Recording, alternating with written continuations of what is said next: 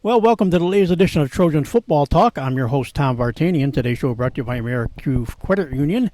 For every day, for everything, located next to Little Caesars at 3944 Route 281 in Cortland.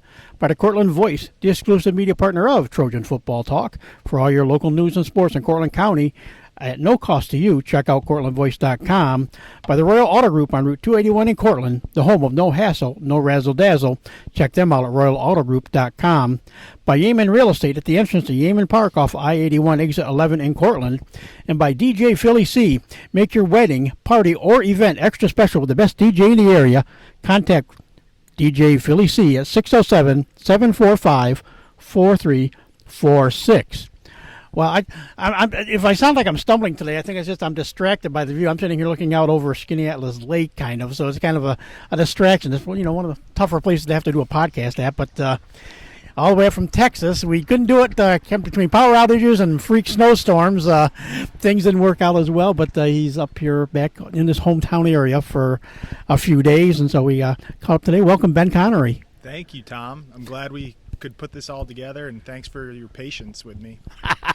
Well, it's like I said, everything you plan everything out. Like you said, we plan everything, and then all of a sudden it's like, work kind of got screwed up because all of a sudden you guys were without power for a while. Snowstorms hit, and it just kind of it makes things interesting. So yeah, you have to kind of adjust and just kind of you go with it. And like I said, this even works out better because now instead of doing a Zoom, we're actually being able to sit and talk face to face, which is good. You're right. The view's beautiful here, so it worked out. Well, you're 2 years on the talk about football. How'd you get into football to begin with? I guess we'll talk about your varsity career a little bit, but what kind of drew you into playing football back when you were younger? Yeah, I grew up in Cortland and played on in the small fry program in Cortland, and my dad always coached me and all of us kids growing up, but grew up playing in the Cortland small fry system.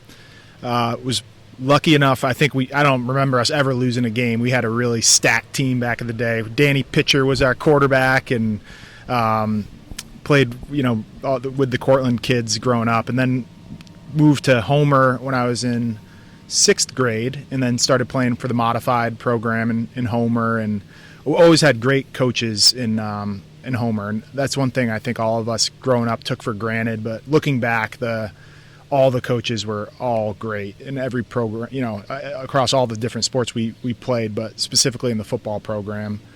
And obviously with Coach P at the helm, throughout my entire, career in Homer, it really started, I think, from the top down, though, with Coach P all the way down to the JV and modified coaches were always great coaches in Homer. Who were your JV coaches back in the day? JV, I had Coach, you're going to probably have to help me with some of these names. There was I think it was like a student teacher at the time who was one of the assistant coaches. I was just talking to Coach Sorensen the other day about, I can't remember his name, but Coach Humphrey was the head coach, and Coach Sorensen was on the staff, I think, at that time for the JVs. My freshman year, I actually played center. And I played every snap, I feel like, and then transitioned my sophomore year to more like a tight end receiver type position. But it was fun in JV. I remember we aired it out quite a bit with Coach Humphrey. He liked to throw the ball around a lot more than Coach P did we ran a lot of 46 boom and 44 blasts and stuff at the varsity level, which worked for us too. So. Yeah, of course, the football is, tailback university. You went to a couple of college terminals, tailback U. You just replace tailbacks every year, and or sometimes you get somebody for a couple of years, which would be nice once in a while. But, but the JVs it was good. I mean, you started right with the junior high coaches. I think John Baden probably was one of your coaches back in the junior high days, and it just kind of, you learned one thing that a lot of people I've talked to, even when I talked to people before outside the Homer program, is that they are so settled. They start out with the youth program, then they get to the junior high. They start learning what they're going to do at the varsity level. It starts at the junior high level. You get all their training and learn fundamentals and all that stuff, and then it just kind of progresses to JV up to varsity. And like you say, with the Homer JV, for so many years, has had such great runs. They have been a number of years where they've maybe lost a game, and it's sometimes just because of the competition they end up having to find, because there's not everybody has a JV team in the B West division anymore. Mm-hmm. Yeah, I don't remember losing many JV games. That was we always were very successful, and at the varsity level too. And still, Homer, I mean, I don't know, you'd know better than me, Tom, but I don't know the last time Homer's had a losing season in football. It's fun to see them be successful year in and year out.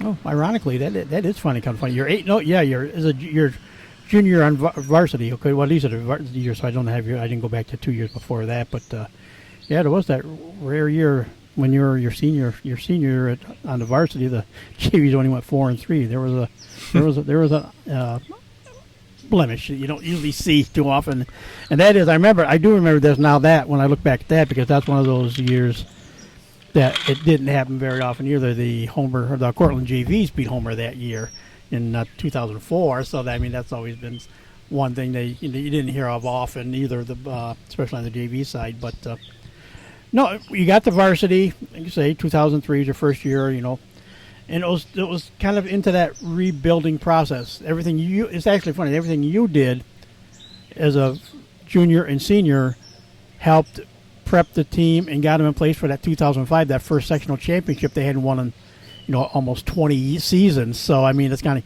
you guys laid the groundwork. 5-3 record overall, and made sectionals, and of course everybody's favorite team. It seemed like between you and Drew Cottrell, everybody's favorite team in sectionals for you guys was Oneida both times.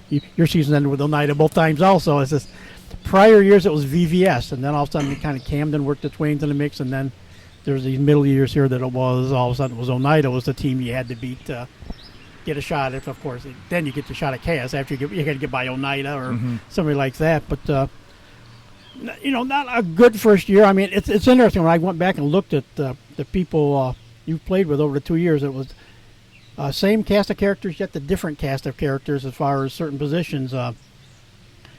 You got to play with Luke Sawilla his senior year, and of course, then that's kind of the whole crux of the Oneida loss, a 1-point loss to Oneida at the end of the season that maybe he really could have played, but they didn't think he could play. And of course, that's when Nick Crusoe came on the scene and had his big year. And then, of course, he was the tailback your senior year that was really solid. And you throw guys in like Toby Reese and the up-and-coming one at the time, Dustin Moore, is only a sophomore on that team. So, I mean, you had a lot of guys there. And, of course, that year, your senior year, of course, the quarterback was Will Rumsey, who, of course, was a big influence on one of my previous guests on Trojan Football Talk, Drew Cottrell. That was his the guy he always kind of remembered talking to a lot, and was kind of his influence was Will Rumsey. So, but you got to play with Will, and you were the second leading receiver that year, 14 catches with 174 yards, 1 touchdown, and of course that was also that was the coming out year for Brian Hart, the senior. I mean, as much as he led the team in receiving with 18 catches, 360 yards,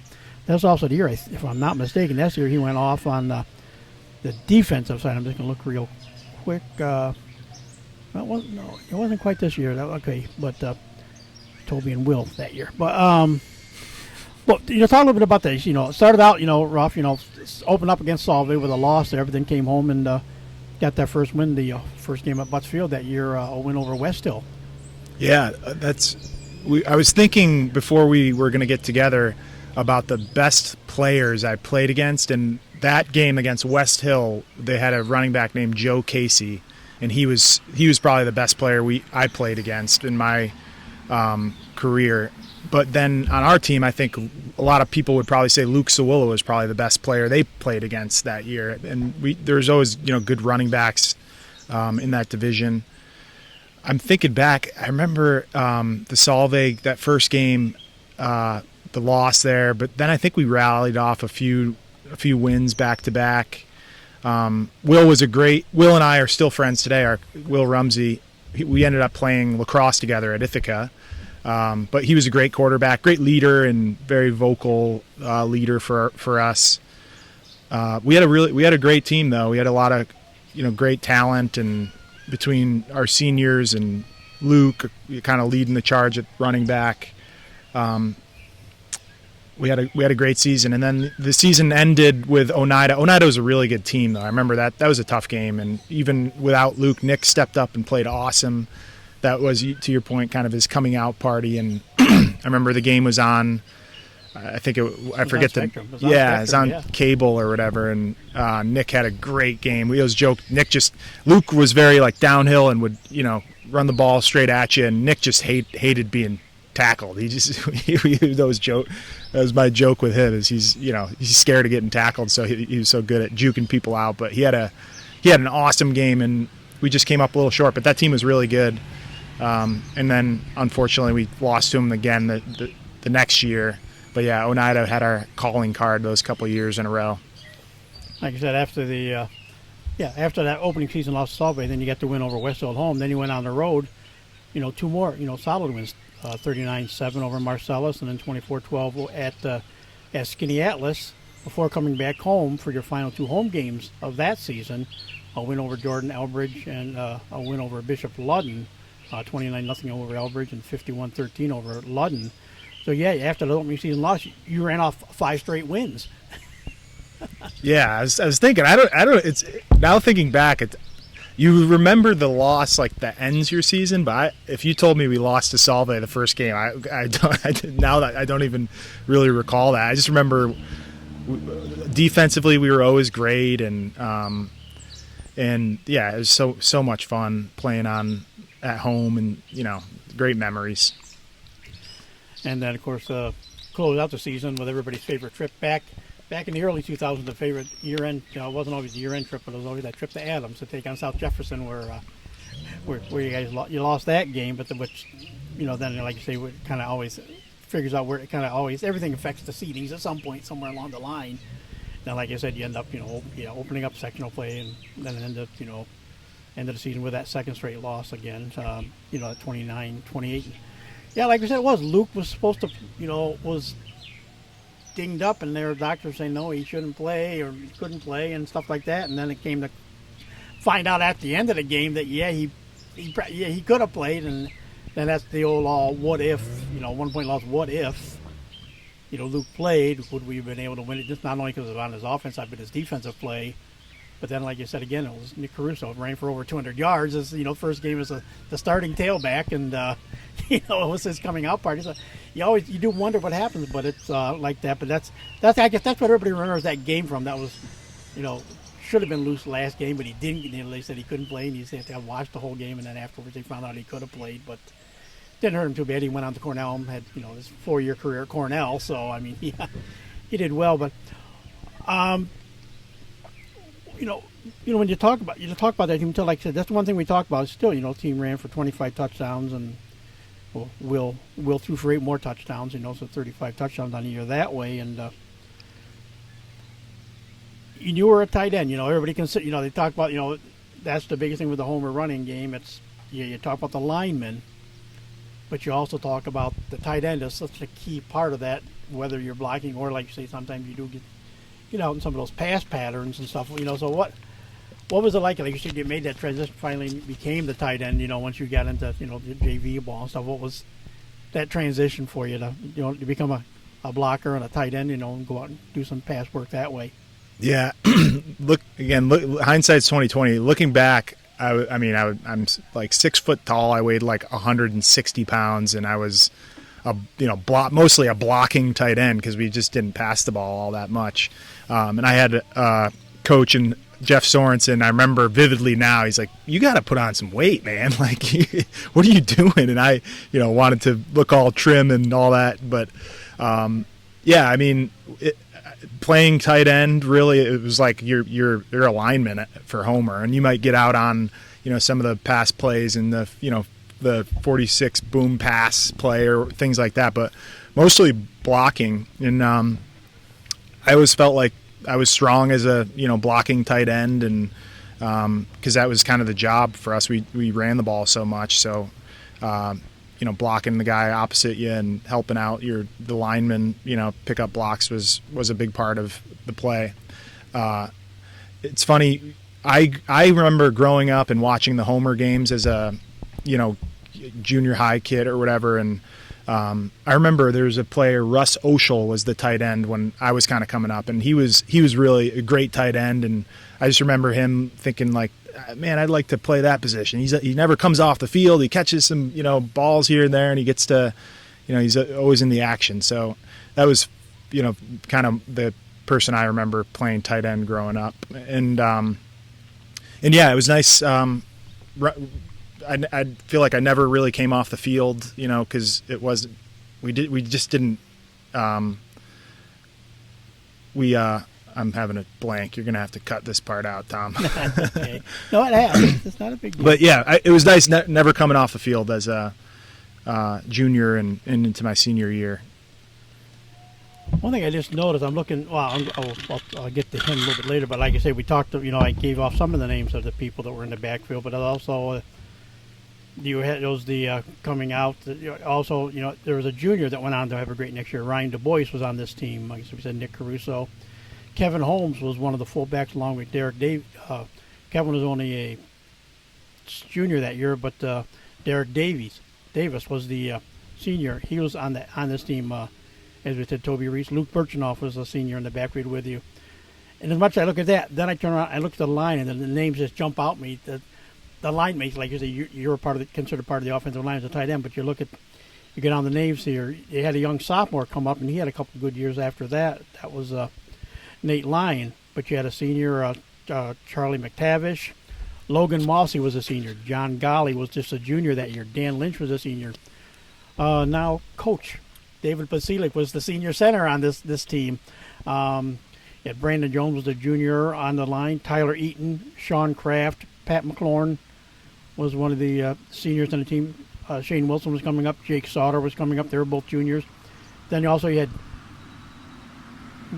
Max Benz on the line. So, when you go back there, we've talked about some of the more current lines. I've done more of my stuff in the late BDC. You go back there, that was an offensive line and depth of an offensive line. There's some great players on that group you were with. Yeah. A lot of those names I hadn't thought of those guys in a while, but yeah, great big offensive linemen. Coach Podsiedlik's son was kind of the head of the line at playing center. And then I think my next year we had Angelo Catalano stepped up and was a really anchor of the line. My junior year, Max Benz was an awesome lineman and did a great job for us. But yeah, Homer always had great offensive and defensive lines and great running backs, and still do. So no difference back when I played. And of course, on the one guy that was on the line, like I said, I don't remember him because he never really played much because he was going to everything. But that was also, you were part of that same senior class with Brian Zarnecki, who of course, but he just did not get to play a lot. But Coach P, I know, so you've actually played with him, so you might be able to answer that kind of a question. Because Alec Bush asked me that. Was he really as good as Coach P said he was? Because they're saying if he'd been healthy, like I said, here he's a senior, 6'3", 265, but he was battling cancer and passed away, and so he we never really saw him on the field that much those years. Was he that good a ball player back? Do you remember him as a player? How good he was before he got sick? Yeah, I was a freshman, and he had moved up to varsity, so I didn't play. I never actually played with him, but I remember him playing as a sophomore against. That was back when Homer.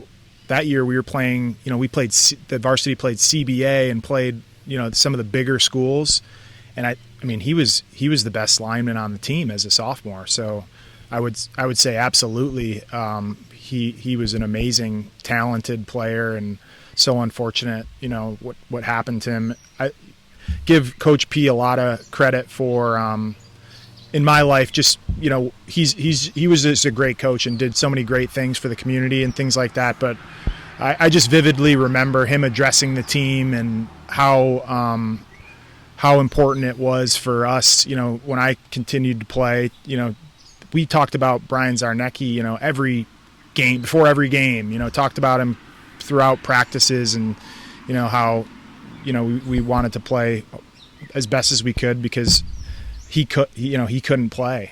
So my junior year, he couldn't play because he was sick and unfortunately passed away. But his legacy still lives on. I know the 68 number is a really important number to Homer in the football program, and it's really great that his legacy is still a big part of the tradition of Homer football. Yeah, no. I kind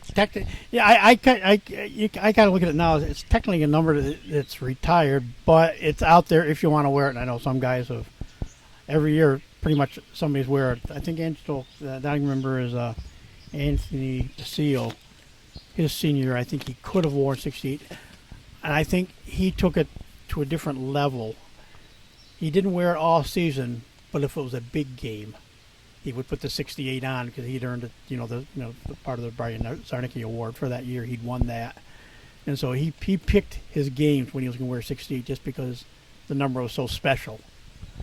Yeah, it's great that, again, the legacy that Brian has still in the program. I mean, you mentioned Vincent Basile. He was probably a toddler, back when that all happened to Brian. So that's been, 10, however many years later, still such an important part of the history of the program.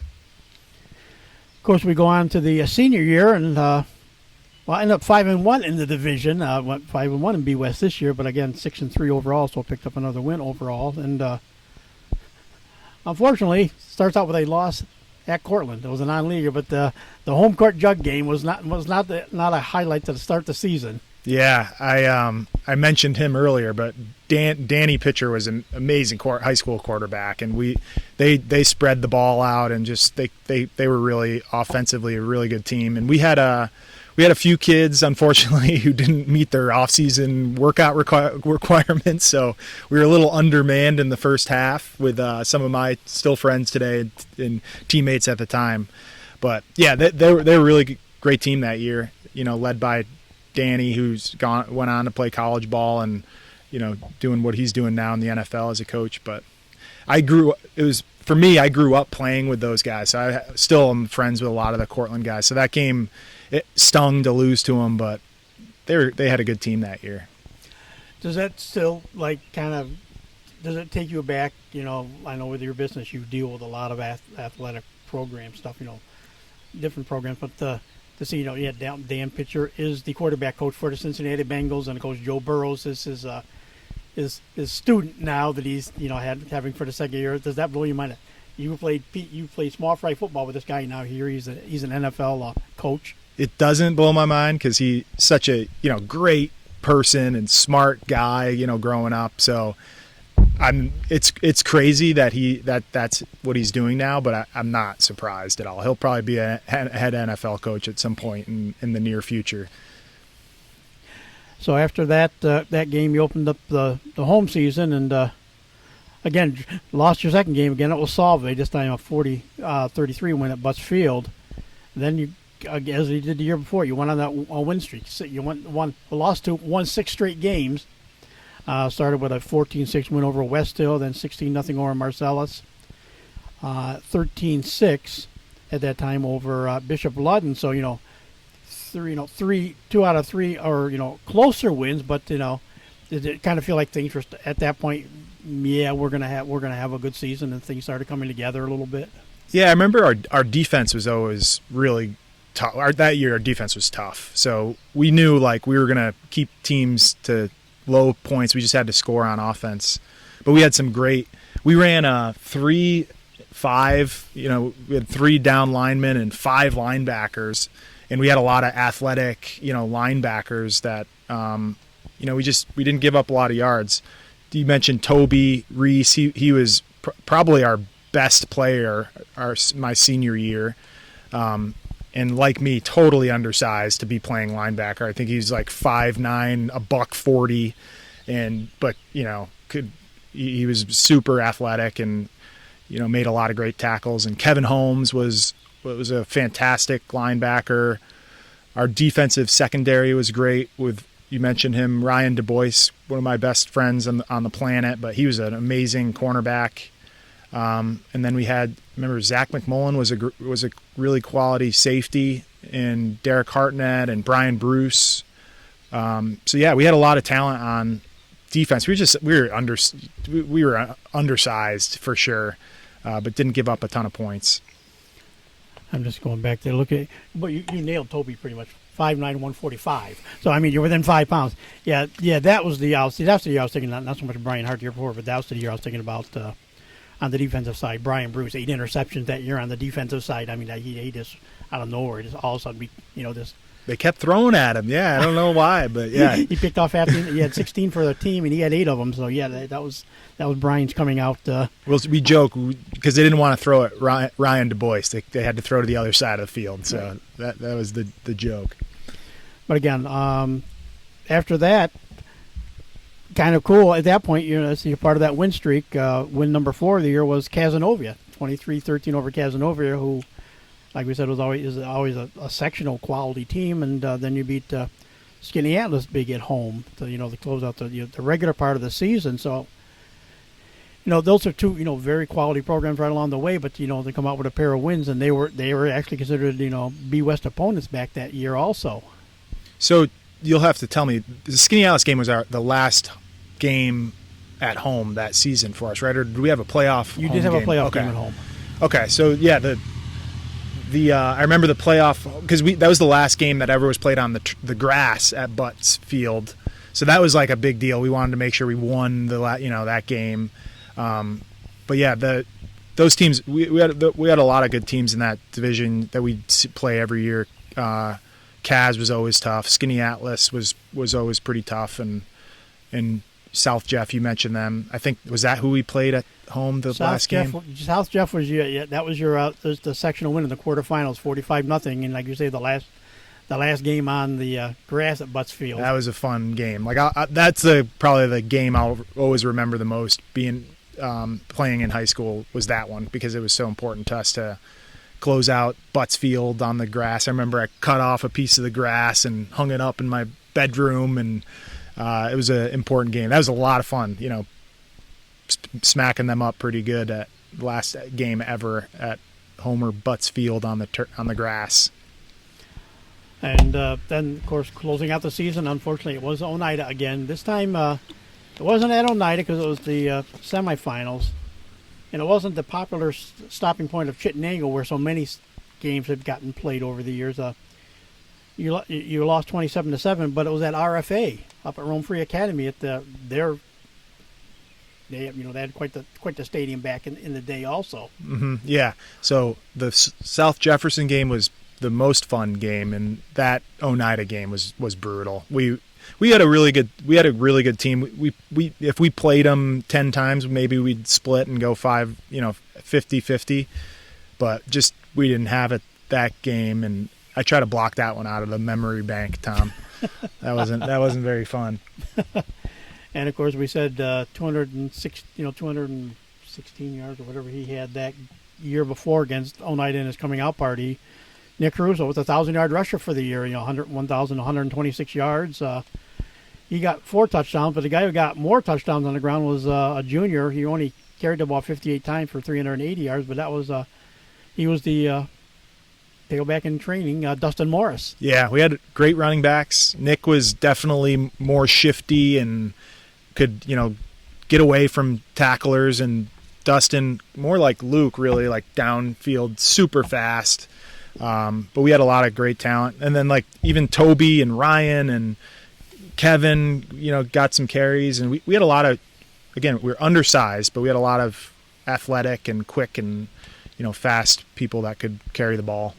Yeah, Toby ran for 3 touchdowns that year, but the guy in between Toby and Dustin, of course, was the fullback, and he had almost 300 yards on his own. And he was a heck of a defensive player as well, Brian McDermott. Yeah, Brian was a great athlete. I got to play lacrosse with him for, in high school too.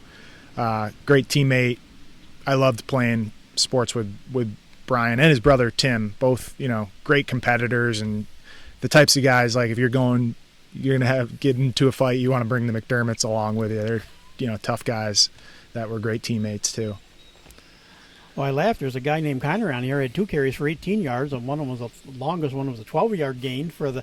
You got a couple carries that year. Yeah, they should have given me the ball more. I don't know what they were thinking, but no, yeah. Again, playing tight end for Homer, you know what you're getting into. You're going to be a blocker for the most part, and when you get your chance to touch the ball, you try not to mess up. So that's kind of what I did.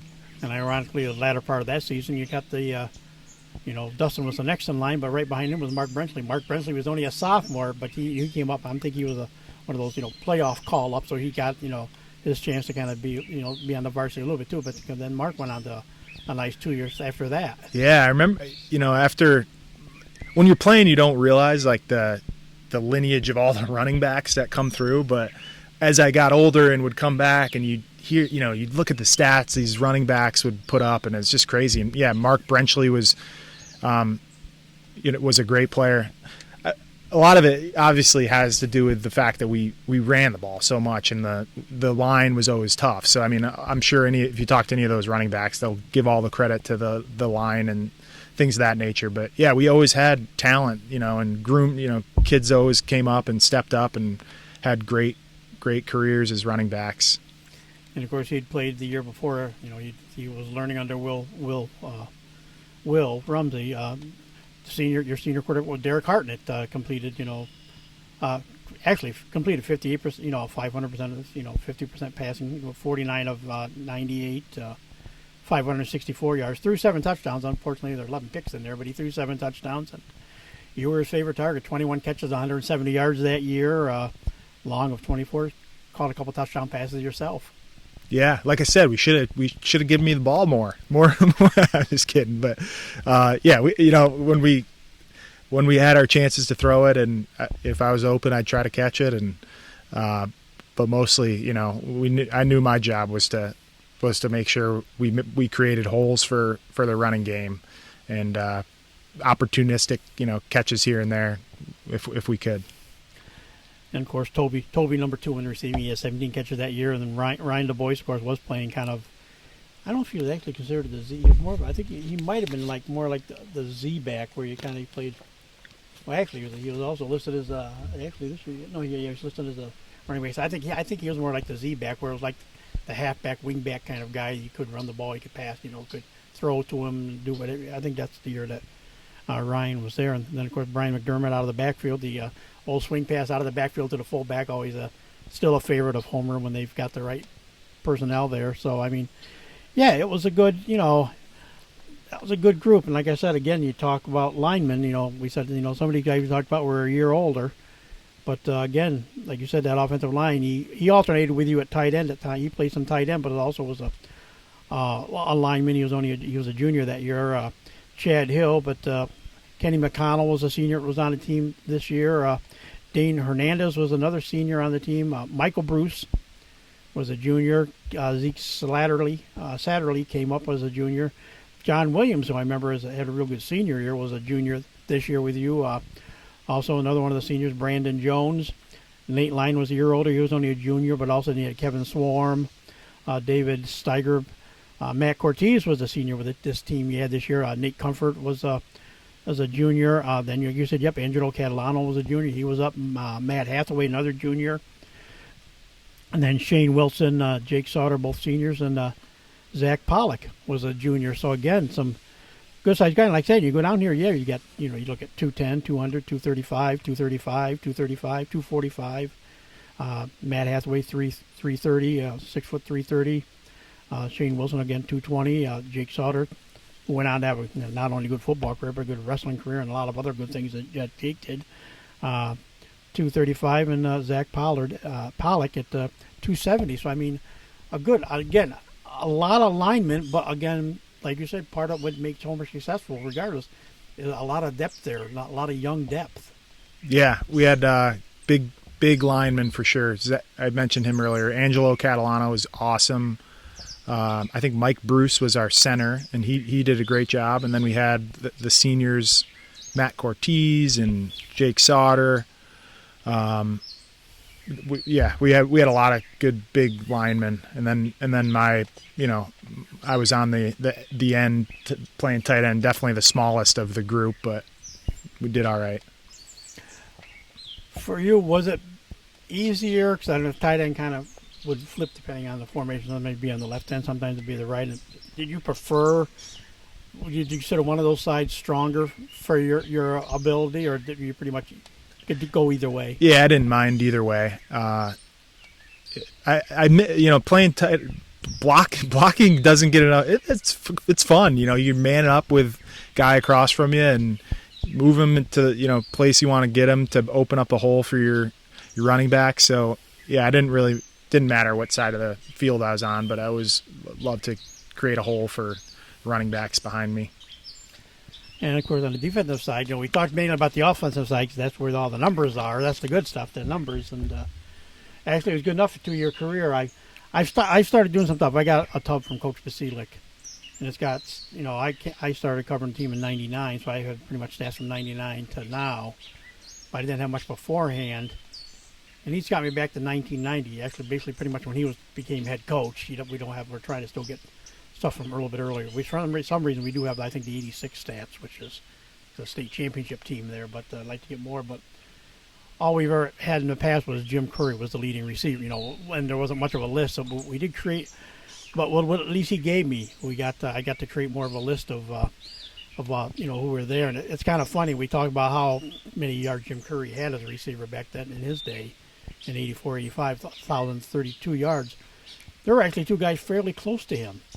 One was Jaden Gavidia, came along just after you, 12 to 14, and he had 998 yards as a receiver. And I remember he had 34 catches, and I think more than half of them were touchdown catches. That's just the way Jaden was. And Zach Hatfield, another tight end, had 957 yards and 60 catches, 2008 to 2010.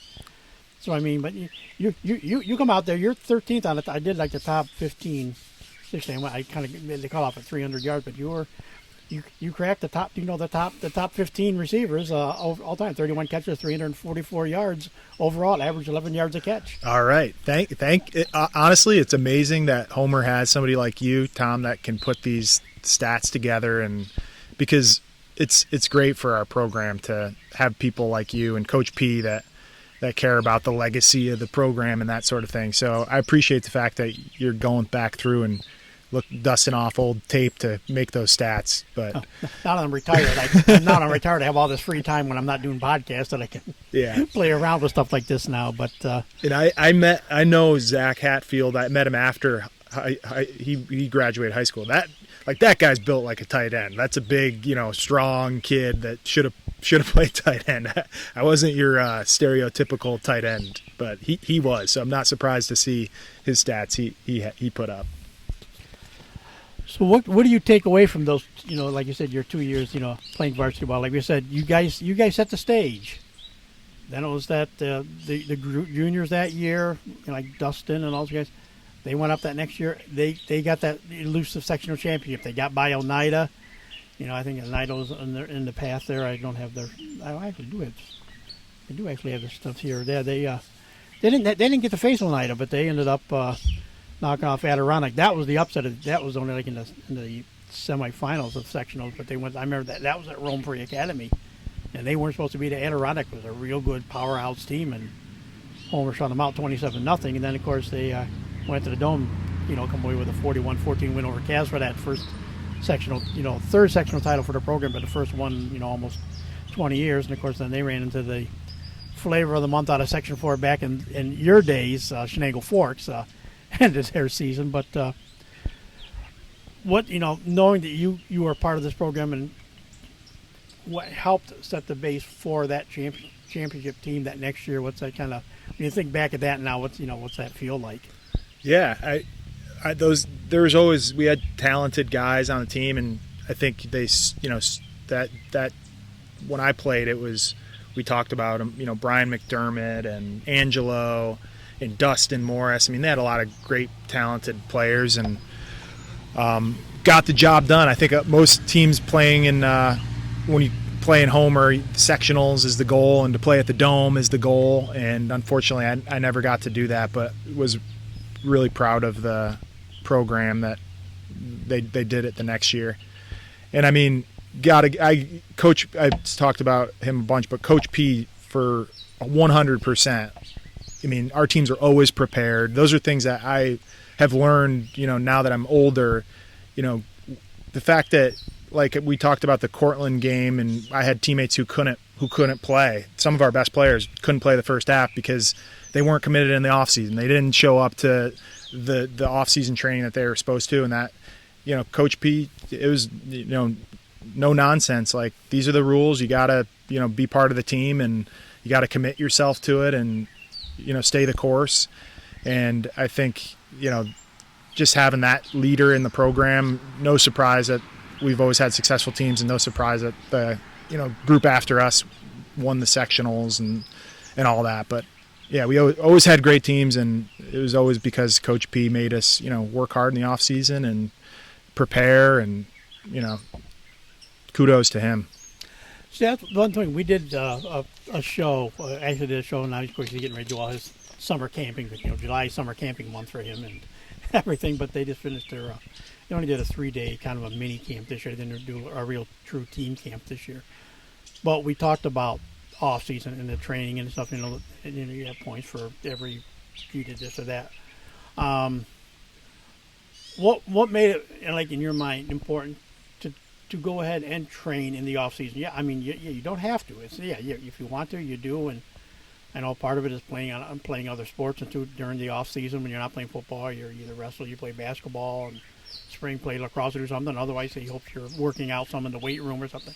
At the time, then getting the summer comes, there is, if you're playing on some kind of team for something that counts for something, but also doing some lifting and stuff. What for you said yes? You were committed and you wanted to do that off season stuff to be ready for the season when it rolled around. I would say you had to show that you're committed to be if you wanted to be a leader and get other people to be committed, you had to show up. So when I was younger, I remember, like you mentioned, Logan Mozzie. He was a guy that he was if you were going to off season, he was definitely there. Like, he was there every time, so it's like, and he was, a leader that year. So I just knew that people had to step up and lead and go to those sorts of off-season things, even if you didn't have to or you didn't want to, because they were early and they weren't easy. But you had to go do that to be a leader in the program for the the next kids that were coming up, the younger kids that. If I wanted to be like Logan, for these sophomores or freshmen that were like, I'm here, Ben's definitely going to be there, and that was kind of part of the deal. I know. One of those things too, you've got the fact that when you were coming up, like I said, you played with Cortland kids up till you got to about junior high. Then you came over to Homer. And you've kind of mentioned that Russ Oshels, the guy you saw playing tight end, and kind of. That was the guy at that point you wanted to be kind of like him. Were there any other players that when you were coming up when you were younger, say, especially on the Cortland side, that you kind of maybe saw that really kind of wanted to, say, boy, if I could be like him someday, that would be the guy? I remember Jake Plunkett, of course. He was a stud.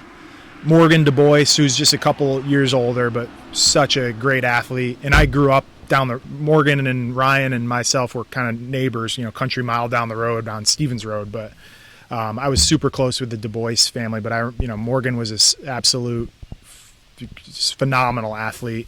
But those guys for sure, Morgan and Jake Plunkett, I would say, were the two other guys that would stick out to me. And as it seems to always happen with the kids in the youth football programs. As you get older, I know one of the things I know coaches always been big on. You do go help sometimes with during the youth season in Homer now and stuff too. You go over and do some camps with them and do different things with them.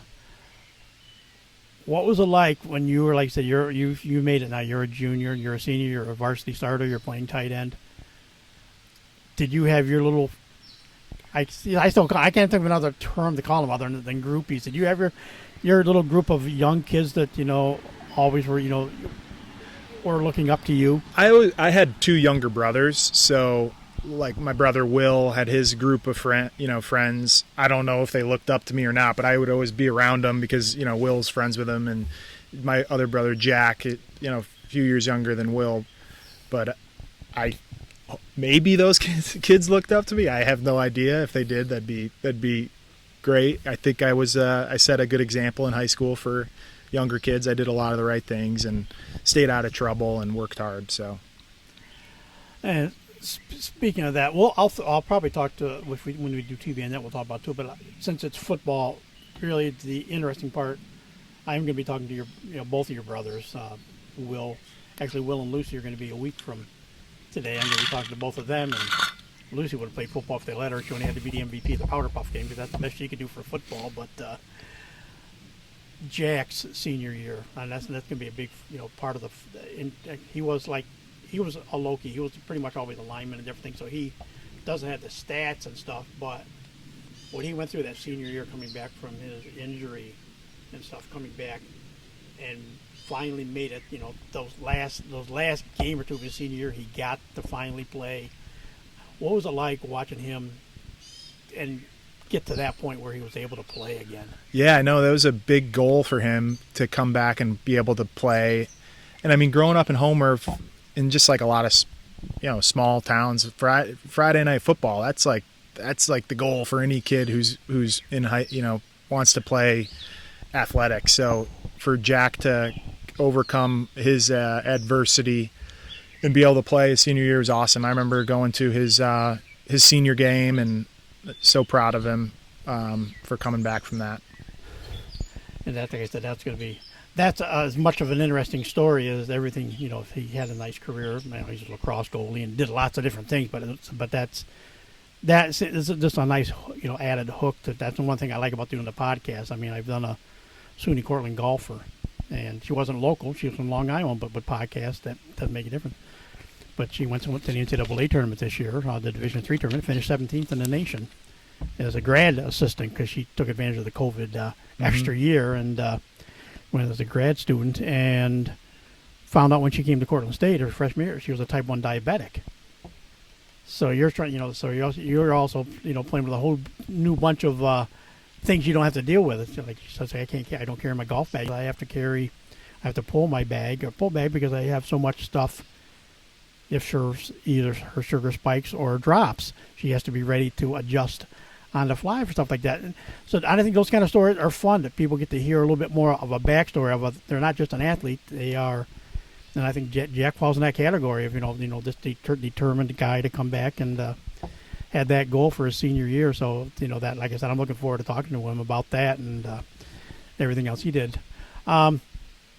And again, like you said, your brothers came up after you. Will came up, had a nice career after you. Jack did well for like you said, he was more of he was like you in a lot of ways. He was a lineman, so it was more. He was still a lineman, so it's, he still was in your mold more than Will was. A little more out on the edges, a little bit more than he was. But what was it like coming up with the two brothers and you guys all being football players?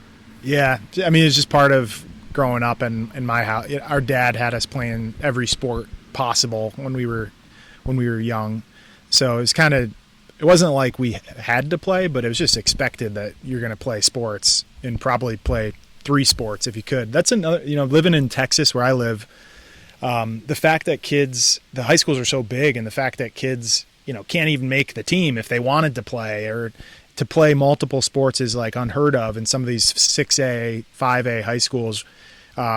Makes me realize how fortunate we were growing up in a smaller town, where if you wanted to play sports, you could get on a team and go play. So that's another beautiful thing about being from where we're from, is being on a team too. You make so many friends that you'll have for the rest of your life. And I couldn't imagine some of these big high schools, 7,000 kids in a high school and trying to make the baseball team that only keeps 18 players. The chances of actually making that team is so slim. Whereas in our community, if you wanted to play a sport, you could play. That's I remember that's right. Since you are in Texas now, and that's you talk football. Texas football is. It's like here, like you say, you do get a chance to play everything. I got a chance to find out a little bit more about North Carolina football talking to Tony Aguilar, because he's been a coach for 23 years down in North Carolina now, coaching football. And, of course, Chris Whidden is coaching up in Massachusetts, so we got to find out a little bit about Massachusetts football. And, of course, they made a TV show, Friday Night Lights, and it was Texas high school football. What is football? What is it like, high school football in Texas? There's some athletes that are playing. I mean, it's high level football for sure. It's a little funky. A lot of the programs share stadiums, so I don't know how if they have the the fact that we could play on our home field and in our locker room, that it's at our school, that's doesn't exist necessarily in all the programs. So up there, but I mean the level of talent it's head and shoulders above. I couldn't have played in a 6A high school football program. Maybe I could have been a bench warmer or something, but I wouldn't have.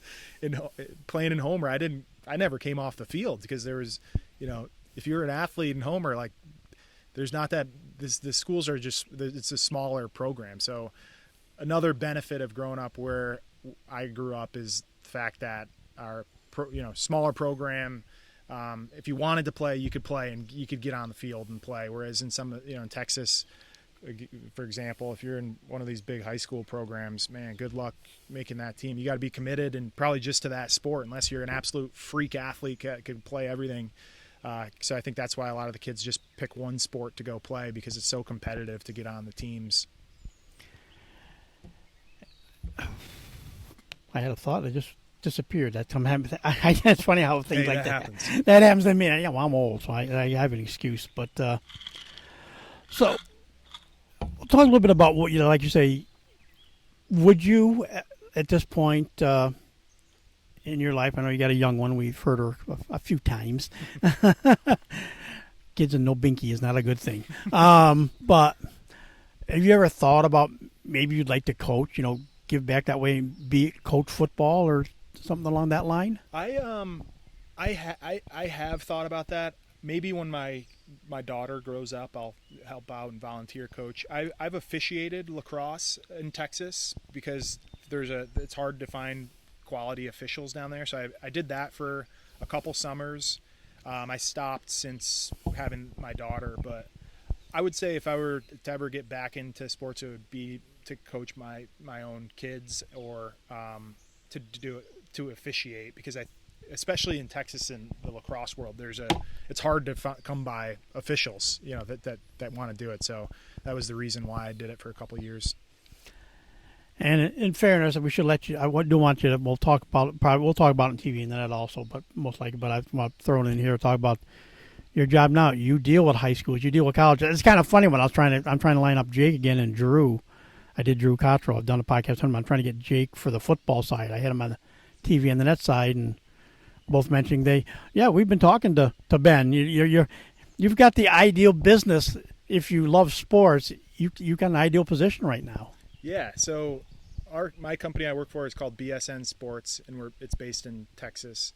But our mission is to save coaches time so that they can spend their time with their athletes, because we know how much impact a coach has on a kid's life. So to work for a company that mission aligns with the way I feel has been an awesome thing. So very fortunate to love the company I work for, and we do great things for schools all over the country. Again, saving coaches didn't sign up to be a coach to chase down gear and buy product, right? So that's what we do, is we help them facilitate all that stuff so that they can spend time with their athletes. So yeah, it's a great thing that I get to.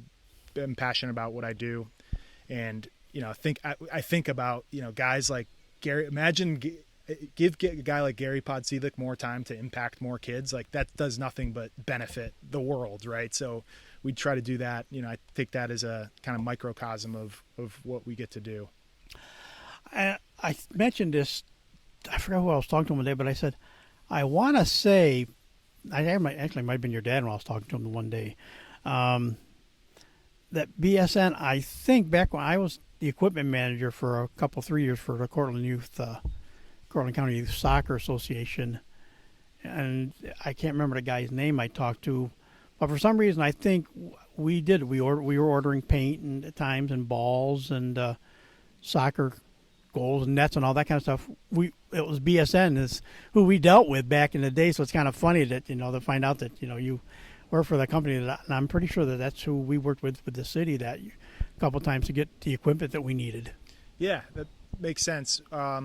Company's been around for a while, but really have grown the last 10, 15 years in the custom apparel space. We used to just sell equipment before I started working for the company, imported, nets and bleachers and sold, factory direct pricing. But then that business has now become commoditized, and you have Amazon that you can, it's the lowest price, and you can find it quickly online.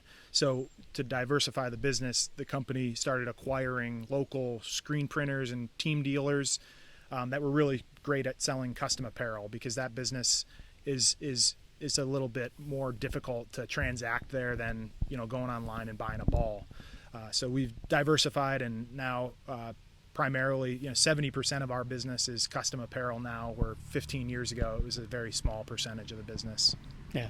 And of course, I know they got in the area here, they've been doing it forever. And of course, some of them are Homer kids, some of them are Cortland kids, the Rileys over at Graphtex. Yeah. That's kind of that's the equivalent to what you're doing on a more, maybe I shouldn't say a bigger scale, because I know Graphtex is very big locally. I'm not sure how much they go outside. I'm sure they do also, because they're Graphtex and what they do. But that's that similar thing, and it doesn't matter how many companies there are. There's a need for stuff like that. You say there's a need for that to make it easier for school districts and coaches to deal with getting stuff. And I was fortunate enough to work for Graphtex for a couple of years when I was getting my graduate degree, and I stayed there for a couple of years after and learned everything you could learn about the business I'm in now.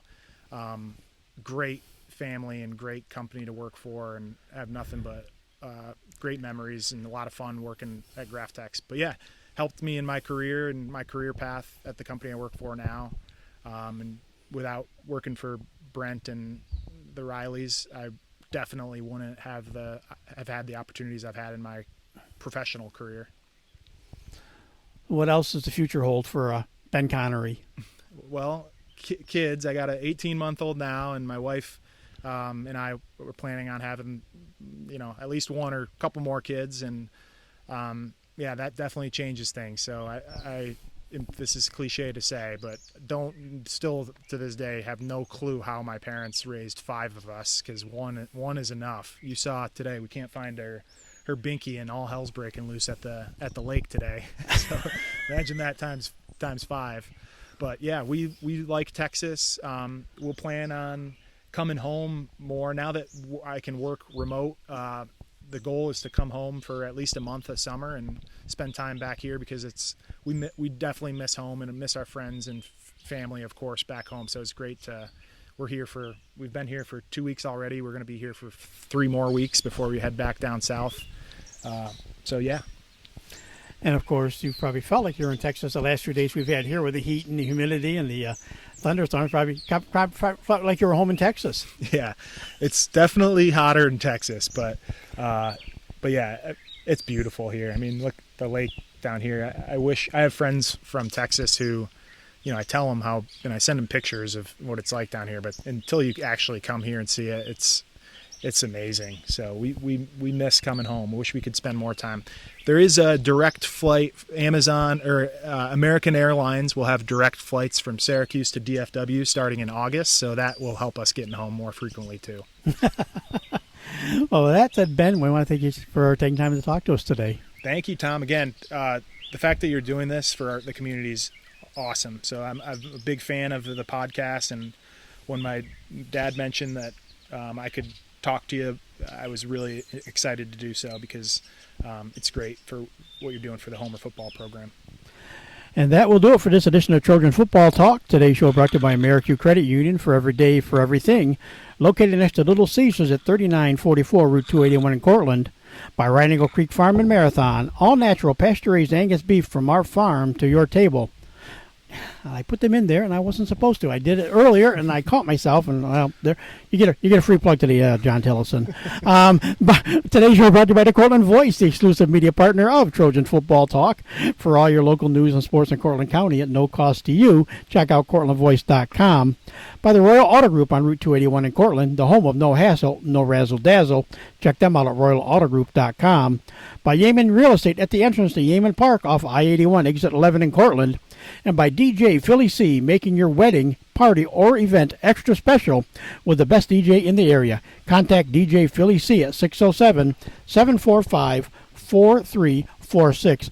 So for my guest, Ben Connery, and yours truly, Tom Vartanian, thank you for listening, and we'll talk to you again soon.